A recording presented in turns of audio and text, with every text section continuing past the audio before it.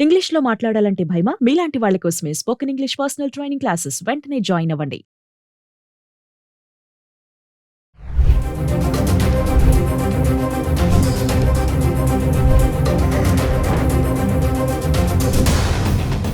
నవీన్ గారు నమస్కారం.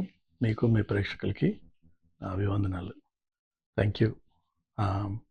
ఈ రోజున పరిస్థితి గురించి మీరు వివరించమన్నారు కాబట్టి ఇమిగ్రేషన్ టు అమెరికా అంటే బోత్ బిజినెస్ విజిట్ ట్రావెల్ కానివ్వండి, స్టూడెంట్ ట్రావెల్ కానివ్వండి, H1 కానివ్వండి, L1 కానివ్వండి, ఇంకా వేరే ఏ విధంగానైనా సరే ప్రస్తుతం అమెరికన్ ఇమిగ్రేషన్లో ప్రాబబ్లీ హిస్టరీలో ఎన్నడూ లేనటువంటి జరగనటువంటి ఘోరాతి ఘోరమైన పరిస్థితులు ఆల్రెడీ తయారై ఉన్నాయి. ఈవెన్ దో కొత్తగా ఏమీ పాస్ కాలేదు. కాకపోయినా పరిస్థితి చాలా భయంకరంగా ఉంది. రైడ్స్ అన్నవి కొద్దిగా తగ్గాయి, కానీ టార్గెటెడ్ రైడ్స్ ఇప్పటికీ కంటిన్యూ అవుతున్నాయి. సో అందరూ చాలా సేఫ్గా కేర్ఫుల్గా ఉండాల్సిన టైం ఇది. ఏమాత్రం ఏ చిన్న తప్పులు చేసినా కంట్రీలోంచి తీసేసే అవకాశాలు ఉన్నాయి. డైరెక్ట్ తీసేయడమే. రీసెంట్గా చూస్తే మీరు కొలంబియా యూనివర్సిటీలో ప్రొటెస్ట్ చేసిన స్టూడెంట్ని కానీ, లేకపోతే 1798 ఎప్పుడో 253 సంవత్సరాల క్రితం పాస్ చేసిన లా ఆధారంగా కొంతమందిని ఫ్లైట్ ఎక్కించేశారు. ఈవెన్ దో జడ్జి నో అని చెప్పినా సరే అప్పటికే ఫ్లైట్ టేక్ ఆఫ్ అయిపోయింది కాబట్టి వాళ్ళని డిపోర్ట్ చేసేసారు.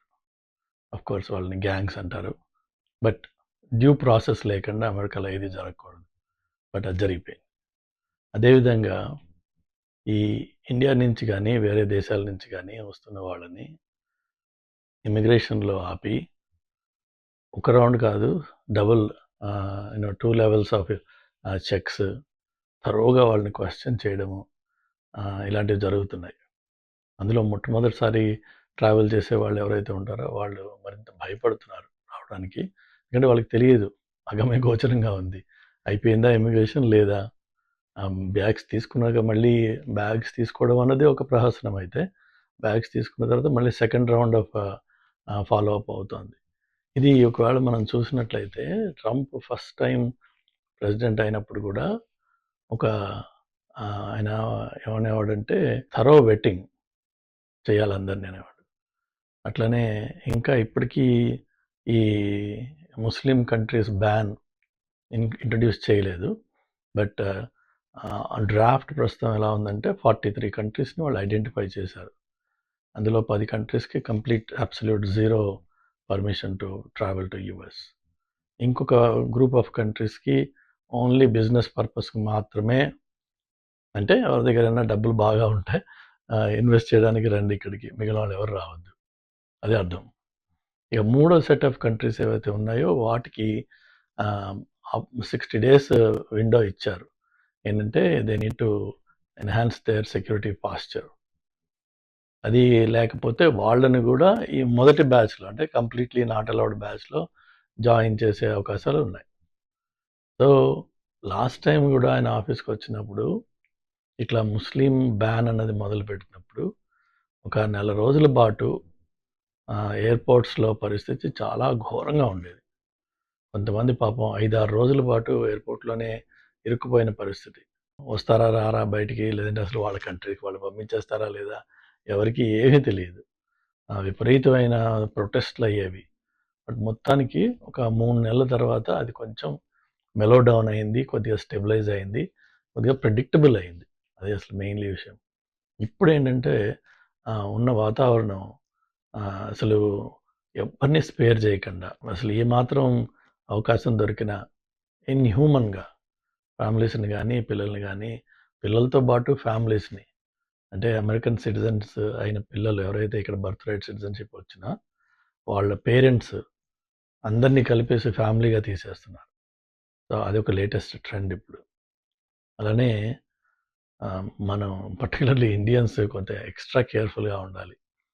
మనము కంట్రీకి ఎంటర్ అయినప్పుడు or any number of times కంట్రీని విజిట్ చేసినప్పుడు మీ రెస్పాన్సెస్ కన్సిస్టెంట్‌గా ఉండాలి. ఏదైతే ఫార్మ్స్ మనం ఫిలప్ చేస్తామో, విజిటర్‌గా వచ్చి, దాని తర్వాత హెచ్-1గా వచ్చి, దాని తర్వాత మళ్ళీ ఇంకోటిగా వస్తే అన్నీ బానే ఉన్నాయి. ఓ 20 ఏళ్ల తర్వాత మీకు గ్రీన్ కార్డ్ వచ్చే అవకాశం ఉంది. లేకపోతే గ్రీన్ కార్డ్ వచ్చేసాక సిటిజన్‌షిప్ వచ్చే అవకాశం ఉంది. అప్పుడు గూడా వాళ్ళు ఈ 20 ఇయర్స్ బ్యాక్ హిస్టరీ తీసి, ఏమైనా ఇన్‌కన్సిస్టెన్సీస్ ఉంటే వాళ్ళని డిపోర్ట్ చేసేస్తున్నారు. వాళ్ళని డీనాచురలైజ్ చేస్తున్నారు. రీసెంట్‌గా ఒక lady 20 years back US visit చేసినప్పుడు ఆమె విజిటర్ వీసాలో, విజిటర్ అప్లికేషన్‌లో ఆమె మ్యారీడ్ అని డిక్లేర్ చేసింది. Which was not true. సబ్సిక్వెంట్‌గా అమెరికాకి వచ్చి, ఇక్కడ సెటిల్ అయ్యి, ఇక్కడ గ్రీన్ కార్డ్ వచ్చి, ఇక్కడ పెళ్లి చేసుకొని, గ్రీన్ కార్డ్ సంపాదించి, తర్వాత సిటిజన్‌షిప్ వచ్చింది. బట్ ఎక్కడా గూడా ఆ ఫస్ట్ విజిటర్‌గా వచ్చినప్పుడు మ్యారేజ్ అయిందని చెప్పి డిక్లేర్ చేసింది. సబ్సిక్వెంట్‌గా అది డివోర్స్ అయినట్టుగా ఎక్కడ డాక్యుమెంటేషన్ లేదు. Which means the original declaration is wrong అనమాట. అది ఫ్రాడ్యులెంట్ అయిపోయి ఆమెని 20 ఇయర్స్ తర్వాత ఈవెన్ దో ఆమెకి న్యాచురలైజేషన్ వచ్చినా డీనాచురలైజేషన్ చేసి ఆమెను కంట్రీ నుంచి తీసేశారు. సో ప్రస్తుతం అదొక ట్రెండ్ నడుస్తుంది, డీనాచురలైజేషన్. అంటే ఇది యాక్చువల్‌గా ఒబామా టైంలోనే ఒక ప్రాజెక్ట్ మొదలైంది. కానీ అప్పట్లో ఏంటంటే టార్గెటెడ్‌గా న్యాచురలైజ్ అయినా వాళ్ళకేమన్నా గతంలో క్రిమినల్ హిస్టరీ ఏమన్నా ఉన్నట్టయితే దాన్ని తీసి బయటికి ఆ క్రిమినల్స్‌ని మాత్రమే వాళ్ళు డీనాచురలైజ్ చేశారు. ఒబామా టైంలో జరిగింది కొంత. చాలా తక్కువ, వెరీ స్పేరింగ్‌లీ. కానీ ఇప్పుడేంటంటే పరిస్థితి ఈవెన్ ఒక కామా, ఫుల్ స్టాపు, స్పెల్లింగ్ తేడా ఏమాత్రం ఇన్‌కన్సిస్టెన్సీ ఉన్నా సరే వాళ్ళని కూడా డీనాచురలైజ్ చేద్దామని చెప్పేసి వీళ్ళ టార్గెట్స్ నడుస్తున్నాయి. సో ఈ టైంలో మనము కొన్ని విషయాలు చాలా జాగ్రత్తగా ఉండాలి. మొట్టమొదట అవసరం లేకపోతే ట్రావెల్ ప్లాన్స్ మార్చుకోవాలి. మీరు సిటిజన్ కాకపోతే సిటిజన్స్‌కి ఇబ్బంది ఉండకపోవచ్చని నాకు అనుమానం, నమ్మకం. But let's hope that's not true.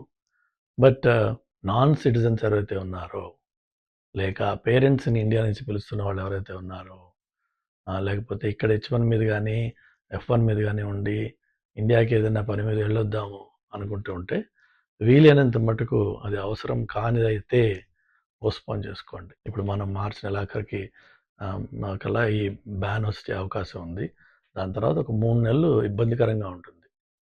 Around June, July వరకు. అప్పుడు కొంత మనము ఈ వాటర్స్ కొంచెం స్టెబిలైజ్ అవుతాయని చెప్పి అనుకోవచ్చు. అప్పుడు ఏమన్నా మనం ట్రావెల్ మళ్ళీ ప్లాన్ చేయొచ్చు. ఒకటది. సో అనవసరమైన ట్రావెల్ పేరెంట్స్ ఇండియా నుంచి రావడం కానీ, మీరు ఇండియాకి వెళ్ళడం కానీ వీలైతే దాన్ని మానేయండి. దాన్ని పోస్ట్‌పోన్ చేయండి. ఒకటది. ఇక తప్పదు, పేరెంట్స్ రావాలి, ఇక్కడ ఏదైనా విజిట్ ఉంది, కాలేజ్ గ్రాడ్యుయేషన్స్ కానీ, ఆల్రెడీ వీసాలు వచ్చిన వాళ్ళు కానీ వస్తున్నట్టయితే దయచేసి అన్ని డాక్యుమెంటేషన్ అడిగిన దానికంటే ఎక్కువ డాక్యుమెంటేషన్ మీరు క్యారీ చేయండి. అండ్ భయపడొద్దు. భయపడితే అదొక అనుమానానికి దారితీస్తుంది. భయపడొద్దు. కానీ అన్ని డాక్యుమెంటేషన్ క్యారీ చేయండి ఒకటి. రెండోది, మీ స్పాన్సర్ గురించి మీరు కంప్లీట్ డీటెయిల్స్ ఒక డాక్యుమెంట్లో రాసుకుని, టైప్ చేసుకొని క్లీన్‌గా దాన్ని తీసుకుని రండి మీతో పాటు. ఎవరు స్పాన్సరు, ఎక్కడ ఉంటారు, ఎన్ని రోజుల నుంచి అమెరికాలో ఉంటున్నారు, వాళ్ళ స్టేటస్ ఏంటి, వాళ్ళ ఉద్యోగం ఏంటి, కాంటాక్ట్ నెంబర్స్ ఏంటి, అడ్రస్లు ఏంటి, అన్నీ తీసుకోండి. సో అప్పుడు మీకు ఆటోమేటిక్‌గా ఆఫీసర్ అడగంగానే you can show that document. ఆ డాక్యుమెంట్ మీరు చూపించినట్టయితే, ఒక్కోసారి మనకి భాష రాక వాడు అడిగింది మనకు అర్థం కాకపోతే, ఈ మొత్తం ఒక సమ్మరీగా ఒక డాక్యుమెంట్ మీద ఉంటే వాడికి అన్ని క్వశ్చన్స్ అందులోనే ఆన్సర్స్ ఉంటాయి. చూసుకోరా నాయన, ఇది నా డీటెయిల్స్ అని చెప్పేసి ఇచ్చేయచ్చు మీరు. అలానే ఇన్కమ్ రిలేటెడ్ కానీ, లేదంటే రిటర్న్ టికెట్ కానీ ఏవైతే ఉన్నాయో అవన్నీ తప్పనిసరిగా క్లియర్‌గా, మళ్ళీ ఏమీ లొసుగులు లేకుండా మీరు తీసుకుని రండి. మీ బ్యాంక్ అకౌంట్స్‌కి ఆన్‌లైన్‌లో యాక్సెస్ పెట్టుకోండి. అలానే వీలైతే వాటి యాప్స్ ఏవైతే ఉంటాయో మీ ఫోన్‌లో పెట్టుకోండి. అట్లనే మీ వాట్సాప్ చాట్‌ల్లో కానీ, ఫేస్‌బుక్ చాట్‌ల్లో కానీ, ఈమెయిల్స్‌లో కానీ ఎక్కడా కూడా రాజకీయపరమైన కమెంటరీ ఏదైనా చేసి ఉన్నట్టయితే ఆ విషయాలు క్లీన్ చేసేసుకోండి. లేకపోతే ఇబ్బంది పెట్టేస్తారు వాళ్ళు. వాళ్ళకి కావాల్సిందల్లా మెయిన్‌గా అదే. ఎవరెవరైతే ప్రస్తుతం గవర్నమెంట్‌కి యాంటైగా మాట్లాడతారో వాళ్ళకి ఎంట్రీ ఇవ్వరు. రిమోట్‌గా మాట్లాడినట్టు కనిపించినా వాళ్ళకి ఎంట్రీ ఇవ్వరు. వాళ్ళు చాలా ఇబ్బంది పెడతారు. కాబట్టి అలాంటివి ఏమన్నా ఒపీనియన్స్ గానీ, కామెంట్స్ గానీ ఆన్‌లైన్‌లో చేసినవి ఉన్నట్టయితే అవి వైప్ ఔట్ చేసుకోండి. వాట్సాప్‌లో అలాంటివి ఏమన్నా చాట్స్ ఉంటే తీసేసుకోండి. ఓకే. అది ఇంపార్టెంట్. సో, ట్రావెల్ కంపల్సరీ అనుకున్న వాళ్ళు మొత్తం ఫుల్‌గా ప్రిపేర్ అయ్యిరండి. అవసరం లేకపోతే దాన్ని పోస్ట్‌పోన్ చేసుకోండి. మూడో మాటొచ్చేసి పిల్లలు పేరెంట్స్ విజిట్ అయినా లేక స్టూడెంట్స్ వచ్చేటప్పుడైనా ఎవరైనా సరే దయచేసి మీ ఫార్మ్స్‌లో అబద్ధాలేమీ రాయకండి. ఈ రోజున మీరు పట్టుబడిపోయినంత మాత్రాన అది మిమ్మల్ని హాంట్ చేయదు అన్న గ్యారంటీ లేదు. మీ అబద్ధం 6 నెలల్లో, సంవత్సరం, 2 సంవత్సరాల్లోనో బయటపడుతుంది. వాళ్ళు అమెరికాలో every single piece of information is preserved forever. So, వాడికి కావాల్సిన రోజున అది 50 ఏళ్ల తర్వాతైనా సరే వాడు బయట తీయొచ్చు దాన్ని. And there is no time limits for this immigration related frauds that people do. So, దయచేసి మీ ఫార్మ్స్‌ని యాక్యురేట్‌గా ఫిల్ చేయండి. హానెస్ట్‌గా, ట్రూత్‌ఫుల్‌గా ఫిల్ చేయండి. అయితే ఇది ఎంత చండాలం ఉన్నా సరే గత 25 ఏళ్లుగా నేను అమెరికాలో ఉంటున్నాను. నేను చూసిందేంటంటే ఇది by and large American society respects and recognises honesty. So, ఎవరు ఎక్కడ ఎలాంటి పరిస్థితిలో ఆపి అడిగినా స్ట్రెయిట్ ఫార్వర్డ్‌గా అడిగిన ప్రశ్నకి మాత్రమే ప్రిసైజ్‌గా ఆన్సర్ ఇవ్వండి. హానెస్ట్‌గా ఆన్సర్ ఇవ్వండి. భయపడాల్సిన అవసరం లేదు. మహా అయితే ఏమవుతుంది ఇండియాకి పంపిస్తారు. అంతే కదా! జైల్లో పెట్టట్లేదు ఎవరిని. కానీ మీరు డొంక తిరుగుడు పనులు చేసి వాడినేదో మనం చేద్దాం అనుకుంటే, బ్లఫ్ చేద్దాం అనుకుంటే దెన్ ట్రబుల్‌లో పడే అవకాశం ఉంది. అండ్ వాళ్ళు చాలా తొందరగా పోలీస్ కుక్కల్లాగా వాడు వాసన చూసి కనిపెట్టేస్తారు వాళ్ళు. కాబట్టి honesty is the best policy when you come to America or when you live in America. So, దయచేసి ఎలాంటి వంకర పనులు, వంకర మాటలు, అతి తెలివి చూపించే ప్రయత్నాలు చేయకండి.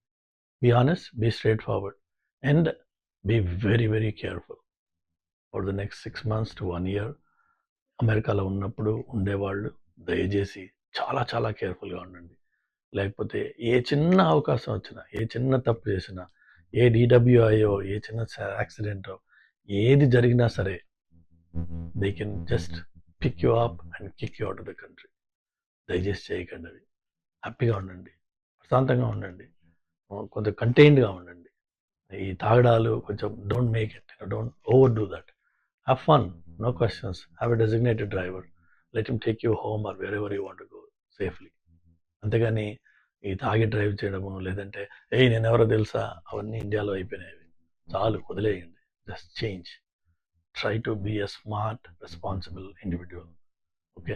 అలా ఉన్నట్టయితే మనకి ఇబ్బంది అయ్యే అవకాశం లేదు. ఎప్పుడు మనల్ని వచ్చి ముట్టుకోడు. ఇండియన్స్‌ని వచ్చి టార్గెట్ చేస్తున్నారు. ఎవరు చేయట్లేదు ఇండియన్స్‌ని టార్గెట్. మనమే వెళ్లి పెంట పని చేసుకొని వాడిని అటెన్షన్ డ్రా చేస్తే ఆఫ్‌కోర్స్ అందులో పడతాం మనం. అలా చేయకుండా ఉంటే హ్యాపీగా ఉండొచ్చు. ఓకే. దయచేసి కేర్‌ఫుల్‌గా ఉండండి వచ్చే 6, 7 నెలల పాటు. Thank you.